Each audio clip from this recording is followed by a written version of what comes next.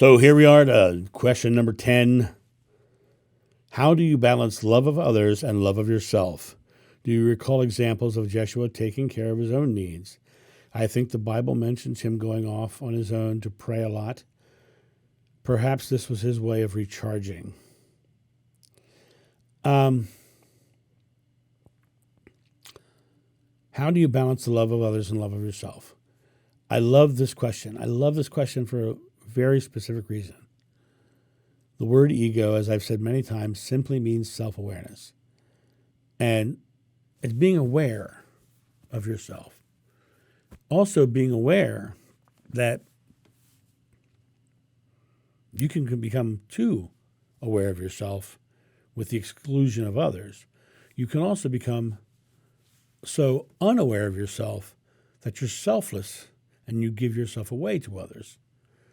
Either way, an out-of-balanced ego will weaken you because a narcissist will be seen as a narcissist and will lose the affection and desire that they want and need. A selfless person will be drained of all themselves because they give themselves away with no care of loving themselves. Love is ever present, but if you choose not to love yourself enough, then you will feel less and less love for yourself. And I know many selfless people who become very sick and very ill because they give themselves away. And they'll say things like, it's not about me, it's about you, it's about them, it's about serving, it's about doing this. It's not about me. I don't want it to be about me. It's not. That's what it's about all of you. It's about every one of you. And Joshua used to go off and meditate. Joshua used to go off with his wife Ishti. They would go off and they would spend their time and enjoy each other. And, as far as praying is concerned, he would go meditate and sit in that essence of love.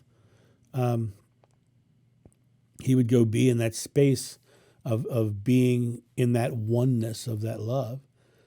People would call it meditating. I would call it sitting in love, and do call it sitting in love. And I do it twice a day now. But yeah, he would always recharge himself. He always loved himself. And he also, he had his moments where he would actually push back. Somebody would come along and he would basically push back. Why? Because sometimes the most loving thing you can do is be a consequence. And he would not allow himself to be taken advantage of in that way. He would say no. Because at that moment, he wouldn't be loving himself to say yes. At that moment, he wouldn't be loving himself enough to say no. Right? And so it comes down to the idea of sometimes being the consequence is the most loving thing you can do for you and for the person, because sometimes that person needs a consequence so they can start creating their own lives. Because someone who is so lost and needing someone else to take care of them will always find someone to take care of them unless someone says, no more. Take care of yourself. And that's the issue that I see with the balance. People need to actually step into that space of understanding that they are as equal as everybody else. And though you may look at someone and say they're suffering at this moment, you help, right? My ex-wife's boyfriend passed away recently. And I said to my son, I said, in their time of need,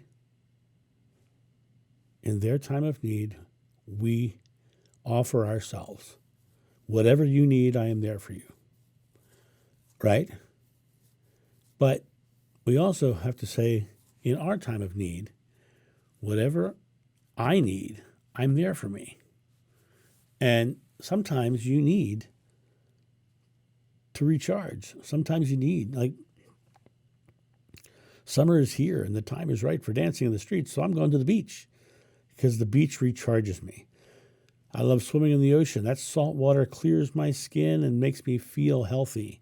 The sun, lounging in the sun on the beach makes me feel good also gives me a tan, right? Right? But it comes down to loving myself enough to know I need a vacation, right? And one of the reasons I'm so grateful for these 15 questions, because they're going to play while I'm on vacation, right? I'm loving myself enough to do all of these videos in one day and set them in queue so that you guys get your daily video, because I love you enough to make sure that you get your daily videos. But I love me enough to do them all in one day so I can go have a vacation. So it really does come down to that balance. But it's not about the balance 2,000 years ago, and it's not about the balance in 2,000 years from now. It's only about you and being balanced in the only moment that you live, the present moment, the I am moment, the God moment, the only moment you have thought, word, and deed, this moment. You have to love yourself enough in this moment. And sometimes loving yourself can easily be like, oh my God, I love when I can, pardon me, yawning this morning.